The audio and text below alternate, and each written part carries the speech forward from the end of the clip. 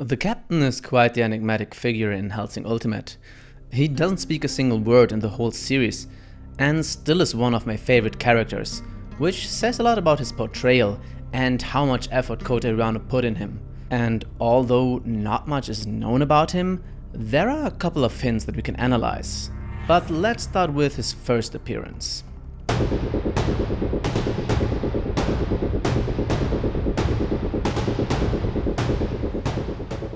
He had his first appearance in Volume 3 of the Hellsing manga, where we see his iconic coat and two easily recognizable weapons we will analyze later.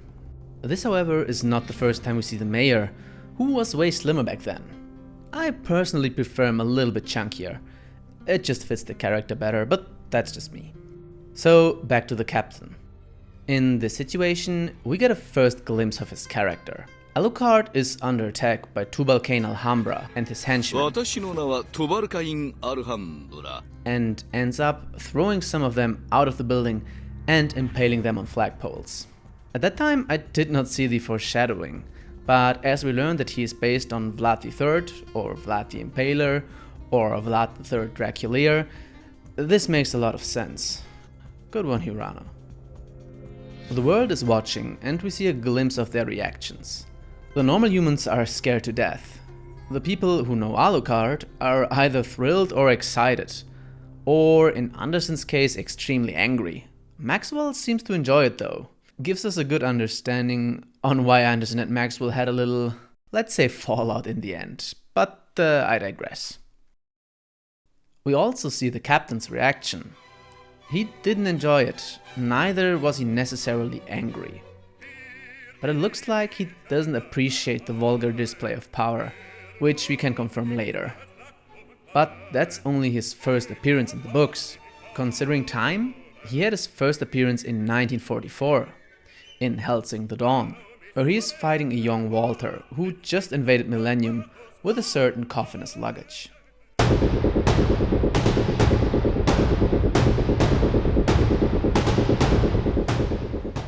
Here we see that the captain is a whole different league than the freaks we were shown. He wasn't even faced by the sudden attack. Walther then proceeds to kick a knife directly at the mayor, which the captain easily catches and turns into dust with his grip. Walther then eliminates the fodder that entered the room, but soon realizes that this one is in a league of its own. He is most likely the most durable character in Hellsing, with Walther being unable to cut his fingers off, and he easily outmatches the Angel of Death with raw speed. But Walther gets a good hit in and tries to strangle him with his wires. Too bad he doesn't care and goes directly to a choke and pins Walther down.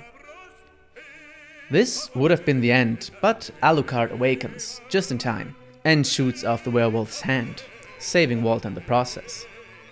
But before we continue, I have to give a shout out to the FBI guy who's monitoring my search history. I know I Google a lot of World War II related stuff, but I'm not a Nazi, I just like anime. But I'll have to give another shout out to Manga Guardian. Manga Guardian has supported the channel from the beginning and have the best accessories for your manga collection. Whether you want to display your mangas in style, need more space, or just want an upgrade to your bookshelf, they have everything you need. So check out their page, manga-guardian.com, and use my code SLEEPY15 for 15% off. Thanks Manga Guardian for sponsoring the video. Let's get back to the topic. We now have a 2v1 situation, and Alucard realizes who he's fighting against. And we get some insight to history.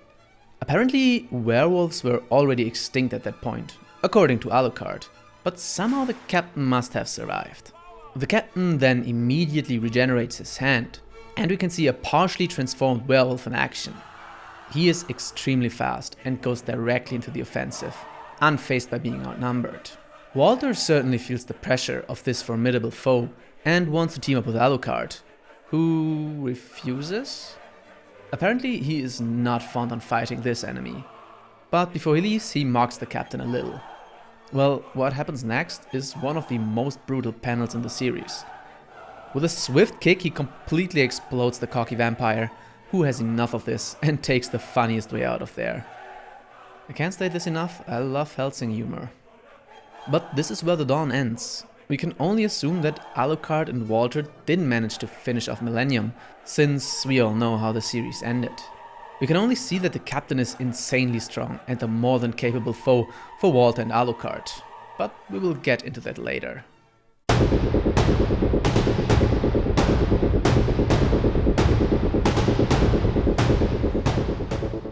We can see the captain always at the mayor's side, as a personal bodyguard. He is completely loyal, and with such a strong bodyguard, I wouldn't worry about anything.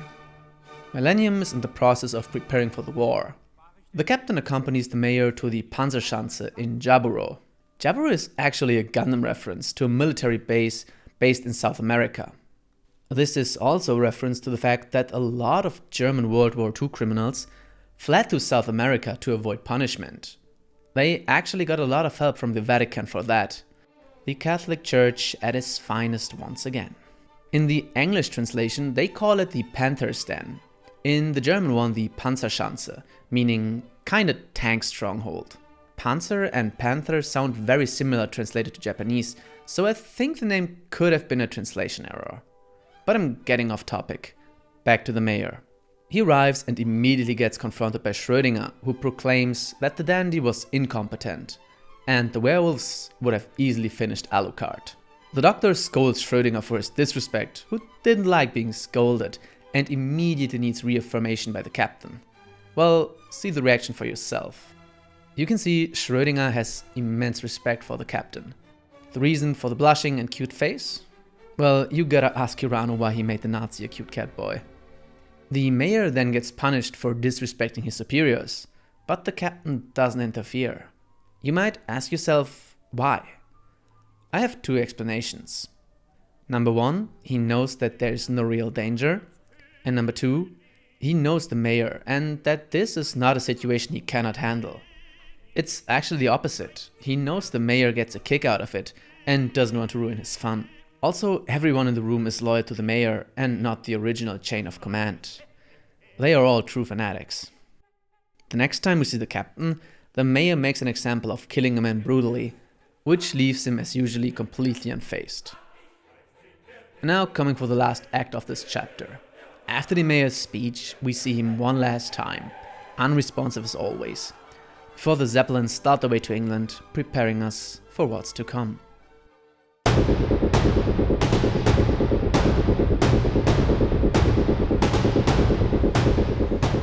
As a last preparation, the mayor gives one final hype speech, and to brief the soldiers for action, they get a book with the title Operation Sea Lion 2 against England. This is also a fun little Easter egg, because Operation Sea Lion was an actual invasion plan of Great Britain. The goal was to completely eliminate the British Air Force, then take control of the English Channel, and finally invade the country entirely. It failed for multiple reasons, but one major was the British resistance. They weren't going down without a fight. When there was little chance of this actually succeeding, Germany instead went for Operation Barbarossa and invaded the Soviet Union. But this also explains the mysterious order the mayor got from the big man himself, that he is so insistent on making a reality. I think it's cool that Kota Hirano does his research. It also makes my video a lot more interesting, but back to the book in question. Being everywhere and nowhere at all times, Schrödinger unfortunately lost his guidebook. But the doctor isn't as angry as he used to be when Schrödinger steps out of line and suggests to just watch the captain's book instead, which makes him visibly happy. As a small gesture, the much taller captain even lowers his book a little, so Schrödinger has an easier time reading. This wasn't as explicit in the manga, but especially shown in the anime. We can assume that Schrödinger has a lot of respect for the captain and kinda idolizes him, as he by far is the strongest member of Millennium. But that's the last time we see him before the actual war.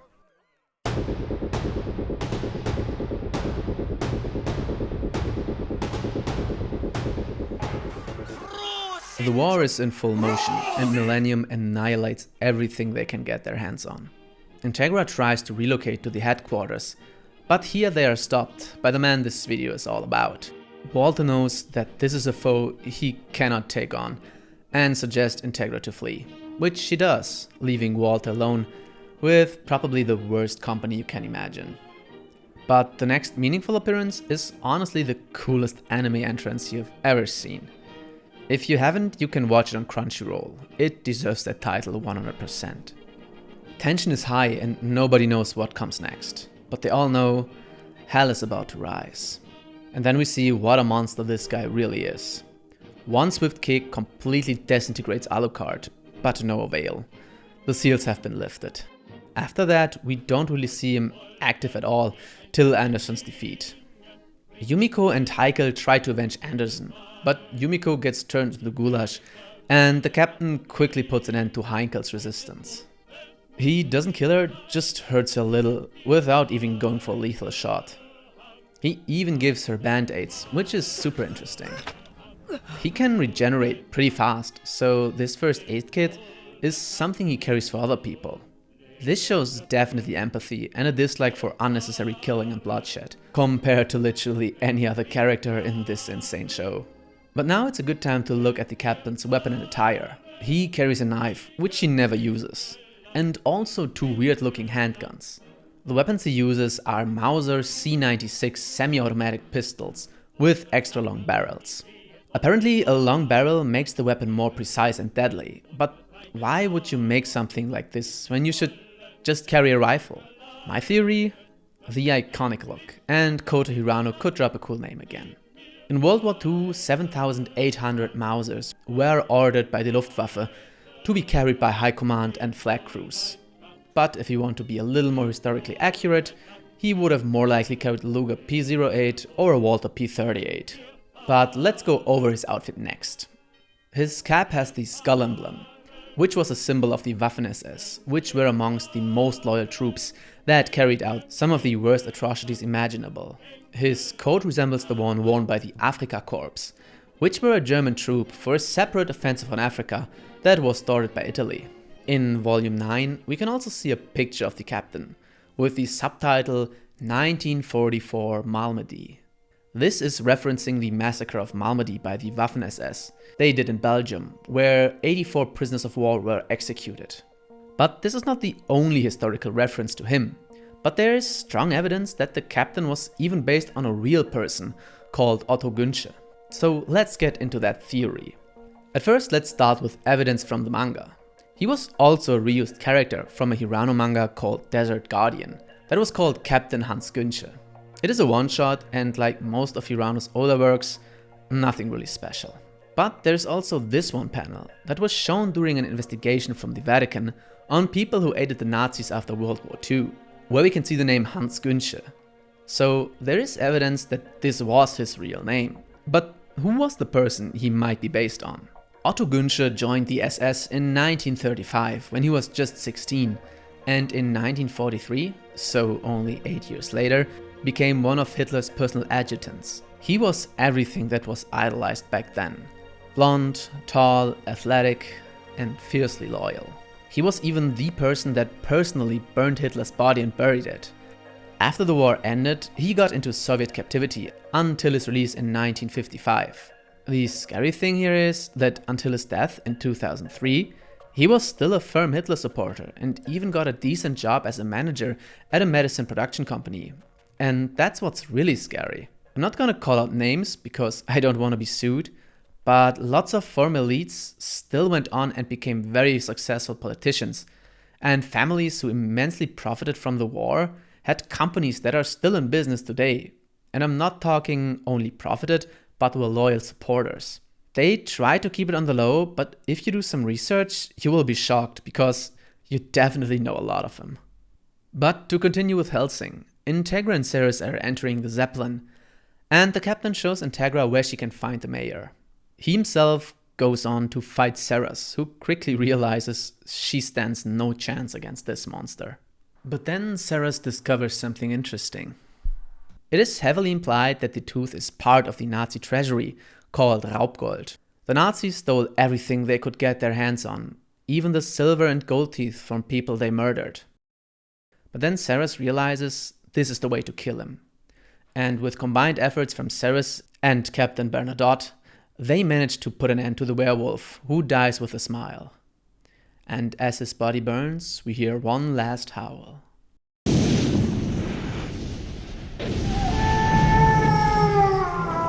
It's unrefutable that Ceres would have lost in a real fight, if the captain didn't want to die this day. He showed her the way to kill him, and didn't even regenerate his arm, or stayed in his spectral wolf form that made him even stronger. But I think this is still a great way to end the story. The captain didn't talk much, or even at all, but he still is one of my favorite characters. He didn't like senseless slaughter and violence, and I think he's a good antithesis to the monsters on the show. I would even claim that he was more human than a lot of the other characters, but too loyal to the wrong people. But what do you think? If you liked that video, check out the channel, check out Manga Guardian, and I'll see you in the next one. Bye!